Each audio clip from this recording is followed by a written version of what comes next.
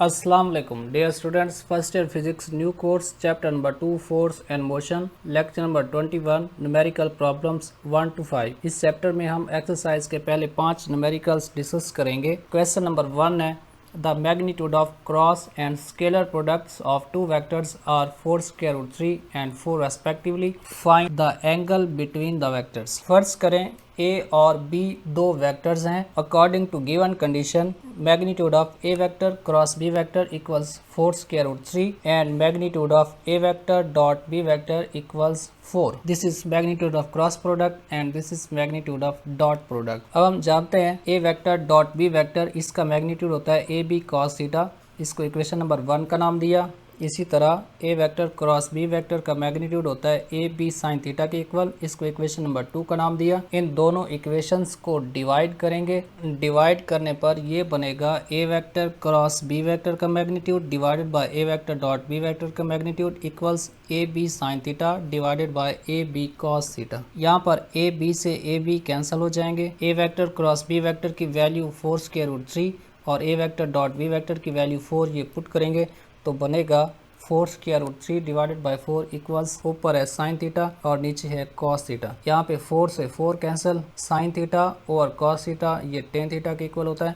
तो इक्वेशन बनेगी square root 3 equals tan theta, या फिर थीटा की वैल्यू निकालेंगे तो ये बनेगा theta equals tan inverse square root 3। अगर आप टेन इनवर्स स्क्वायर रूट 3 लेंगे तो ये बनेगा थीटा इक्वल्स 60 डिग्री। इसका आंसर है theta equals 60 degree. Next question number 2, a helicopter is ascending vertically at the rate of 19.6 meter per second. एक helicopter है जो ऊपर की तरफ मूव कर रहा है with velocity 19.6 meter per second when it is at a height of 156.8 meter above the ground a stone is dropped। जिस वक्त ये 156.8 मीटर ऊंचाई पर है उस वक्त एक स्टोन गिराया गया। How long does the stone take to reach the ground. Stone ground पे पहुंचने में कितना टाइम लगाएगा। गिवन डाटा है, वेलोसिटी उसने बताई है 19.6 मीटर पर सेकेंड। उसके बाद हाइट h इक्वल्स 156.8 मीटर और time to reach the ground t, इसको हमने फाइंड करना है। यहाँ पे ग्राउंड है और इतना हाइट पे जाके एक स्टोन को गिराया गया। फर्स्ट करें जब ये स्टोन गिराया गया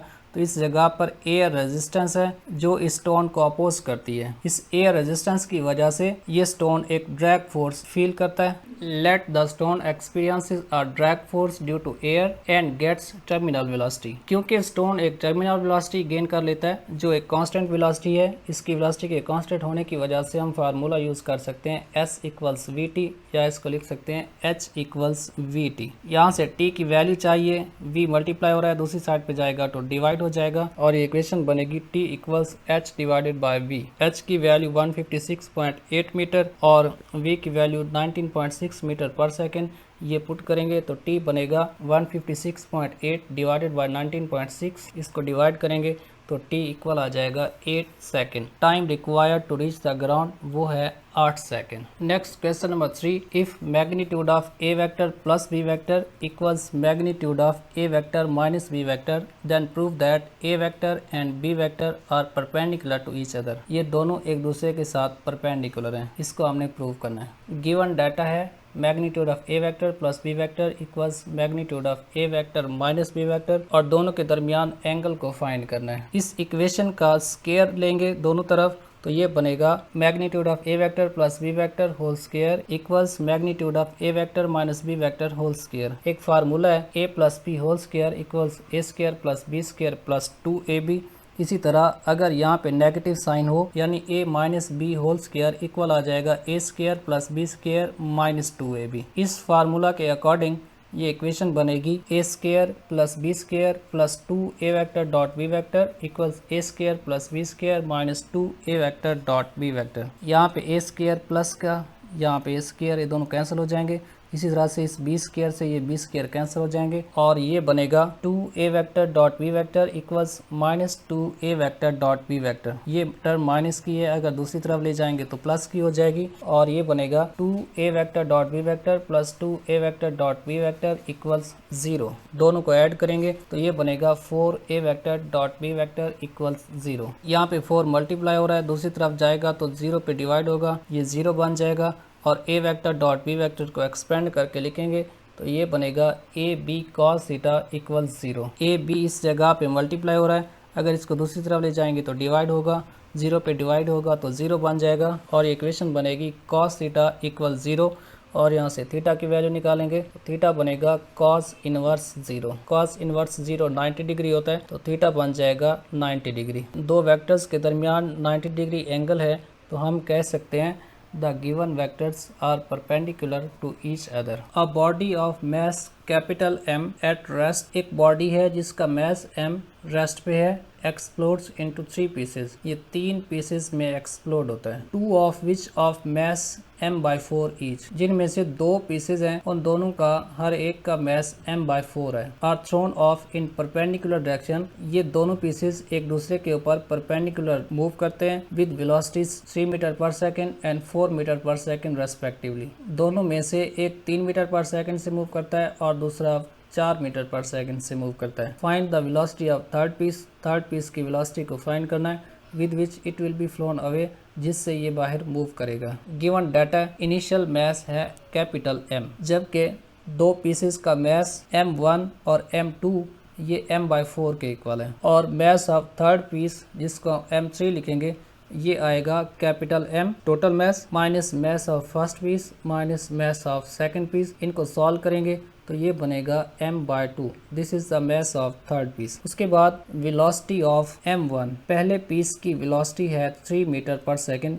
यहाँ पे इनिशियल नहीं है, ये मिस्टेक है। उसके बाद वेलोसिटी ऑफ M2, इसका नाम है V2, ये है 4 मीटर पर सेकंड। अगर फर्स्ट पीस का मोमेंटम लेंगे तो उसका फार्मूला है P1 इक्वल्स m1v1i। मान लिया कि ये x एक्सिस में मूव कर रहा है, इसके मास की वैल्यू पुट करेंगे और वेलोसिटी की वैल्यू पुट करेंगे तो इसका मोमेंटम बनेगा P1 equals m/4 multiplied bye 3i unit vector. इसके बाद सेकंड के मोमेंटम का फार्मूला है P2 equals m2v2j unit vector. क्योंकि दोनों एक दूसरे के परपेंडिकुलर मूव करते हैं इसीलिए एक x एक्सिस में लिया तो दूसरा y एक्सिस में लिया। अब m2 की वैल्यू और v2 की वैल्यू पुट करेंगे तो ये बनेगा P2 equals m/4 multiplied bye 4j। ये है मोमेंटम ऑफ M1 और ये है मोमेंटम ऑफ M2। इन दोनों का रिजल्टेंट मोमेंटम लेंगे तो वो बनेगा P12 equals P1 plus P2। P12 है दोनों का रिजल्टेंट मोमेंटम, इसमें वैल्यूज पुट करेंगे P1 की वैल्यू और P2 की वैल्यू तो ये बनेगा P12 equals m/4 multiplied bye 3i unit vector plus m/4 multiplied bye 4j unit vector. अगर इस रिजल्टेंट वेक्टर की मैग्नीट्यूड लेंगे तो ये बनेगा P12 magnitude equals square root of m/4 multiplied by 3 whole square plus m/4 multiplied by 4 whole square. इस जजर में m/4 का स्क्वायर इसमें भी है और m/4 का स्क्वायर इसमें भी है। पहले यहाँ से कॉमन लेंगे और जब जजर से बाहर लेंगे तो इसका स्क्वायर जजर कैंसिल हो जाएंगे। ये इक्वेशन बनेगी magnitude of P12 equals m/4 square root of 3 square plus 4 square. अगर इसको सॉल्व करेंगे 3 स्क्वायर 9 होता है, 4 स्क्वायर 16, 16 प्लस 9 25 बनेगा, 25 का स्क्वायर रूट 5 बनेगा। तो ये इक्वेशन ऐसे बनेगी P12 equals 5 times m divided by 4। To conserve momentum P3 must be equal and opposite to P12। अगर मोमेंटम को कंजर्व करना है तो उसके लिए M3 का मोमेंटम P3 इन दोनों के मोमेंटम के इक्वल और अपोजिट होना चाहिए, यानी P12 equals minus P3। P3 का फिर मैग्नीट्यूड बन जाएगा 5 टाइम्स m/4। इसके बाद फार्मूला है P3 इक्वल्स m3v3। m3 की वैल्यू पुट करेंगे तो ये बनेगा P3 equals m/2 multiplied by v3। हमें चाहिए velocity of third piece, m/2 multiply हो रहा है यहाँ पे, दूसरी साइड पे जाएगा तो डिवाइड हो जाएगा और ये इक्वेशन बनेगी v3 equals magnitude of P3 divided by m/2। क्योंकि P3 ये P12 के इक्वल और अपोजिट है तो हम P3 की जगह पे 5m/4 भी लिख सकते हैं और ये इक्वेशन बनेगी v3 equals 5 times m/4 divided by m/2। यहाँ पे m से m कैंसिल और इस 2 से ये कैंसिल होके 2 बच जाएंगे, 5/2 बनेगा। उसको सॉल्व करेंगे तो v3 आ जाएगा 2.5 metre per second. This is velocity of third piece. Question number 2.5,